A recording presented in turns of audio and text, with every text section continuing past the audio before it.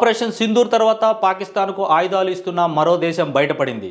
ఇక వివరాలకు వెళితే పాకిస్తాన్కు ఆయుధ సరఫరా చేసే దేశాల్లో చైనా, టర్కీతో పాటు నెదర్లాండ్స్ కూడా కీలక భూమిక పోషిస్తుంది. చైనాతో 81%, టర్కీతో 3.8%, నెదర్లాండ్స్తో 5.5% వరకు ఆయుధాలు పాకిస్తాన్కు వెళ్లినట్లు 2020-2024 మధ్య గణాంకాలు వెల్లడిస్తున్నాయి.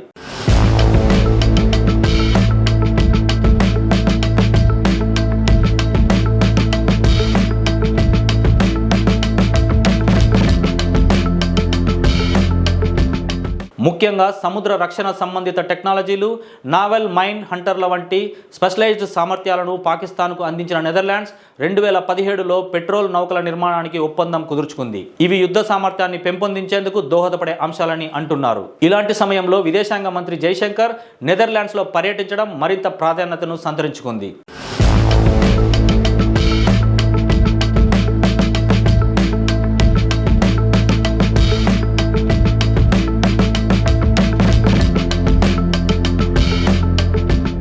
ఉగ్రవాదం విషయంలో నెదర్లాండ్స్ ప్రభుత్వం ఘాటుగా స్పందించినా అదే సమయంలో పాకిస్తాన్తో వ్యాపార సంబంధాలు కొనసాగించడం ఒక విధంగా ద్వంద్వ ప్రమాణంగా భావించవచ్చు. ప్రధానమంత్రి డిక్ స్కాఫ్ను కలిసిన జైశంకర్ ఉగ్రవాదానికి వ్యతిరేకంగా నెదర్లాండ్స్ తీసుకుంటున్న దృఢ వైఖరికి ధన్యవాదాలు తెలియజేస్తూ భారతదేశం నెదర్లాండ్స్ సంబంధాలను మరింత బలంగా తీర్చిదిద్దాలన్న సంకల్పాన్ని తెలియజేశారు. అయితే ఇది కేవలం రాజనీతిక వ్యవహారం కాకుండా వాణిజ్య వ్యవహారాల అంశంగా కూడా మారుతుంది.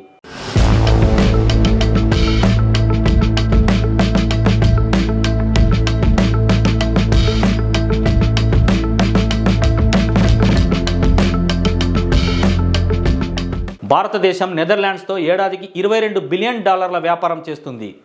ఇదే సమయంలో పాకిస్తాన్, యూరోపియన్ యూనియన్ మొత్తం దేశాలతో కలిపి కేవలం $15 బిలియన్ వ్యాపారం చేస్తుంది. భారతదేశం ఇప్పుడు వ్యూహాత్మకంగా ముందుకెళ్తుంది. ఆపరేషన్ సింధూర్ తర్వాత ఉగ్రవాదంపై పాక్ అసలైన రూపాన్ని ప్రపంచానికి వెల్లడించే క్రమంలో ఒక అఖిలపక్ష ప్రతినిధి బృందం 32 దేశాలను పర్యటిస్తుంది. ఈ బృందంలో 59 మంది మంత్రులతో పాటు అన్ని పార్టీల నాయకులు కూడా ఉన్నారు. ఈ ప్రచారంలో నెదర్లాండ్స్ కీలక దేశంగా మారనుంది. ఒకవేళ నెదర్లాండ్స్ పాకిస్తాన్కు ఆయుధ సరఫరా కొనసాగిస్తే భారతదేశంతో టర్కీలాగా సంబంధాలు దెబ్బతినే అవకాశాలు కనిపిస్తున్నాయి. టర్కీ పాక్తో రాజకీయంగా కలిసిపోయి భారత్తో వ్యాపారపరంగా నష్టపోయింది. నెదర్లాండ్స్కు అదే పరిస్థితి వస్తుందని భారత్ హెచ్చరిస్తుంది.